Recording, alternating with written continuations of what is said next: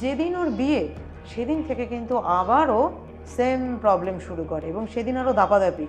ওর যার সাথে বিয়ে হচ্ছে তাকেও চিনতো, তার সাথে কথাবার্তাও হয়েছে, কিন্তু বিয়ের দিন হঠাৎ তাকেও পছন্দ করছে না। ওকে। বিয়ের আসর থেকে রেগে যাচ্ছে এবং তাকে মারতে পর্যন্ত যাচ্ছে। কোনো রকমে আমার যে জামাইবাবু হতে মানে জামাইবাবু যিনি খুবই ভালো মানুষ, উনি অ্যাডজাস্ট করে নিয়েছেন, কারণ দিদির এই সমস্যাগুলো উনি জানতেন। ওকে। ঠিক আছে, মানে ওর সাথে ওর স্বামীর কোনো রকম সম্পর্ক এমনকি হয়নি। সম্পর্ক বলতে ফিজিক্যাল হ্যাঁ রিলেশনশিপ? অবশ্যই, একটা স্বামী স্ত্রীর যে সম্পর্ক সেই সম্পর্কও কিন্তু হয়নি, কারণ ও কাছে আসতেই দিত না ওর স্বামীকে। 3 বছর বাদে গিয়ে কোনো রকমে একটু সুস্থ হয় এবং পরবর্তীকালে ওর একটা বাচ্চা মেয়ে হয়।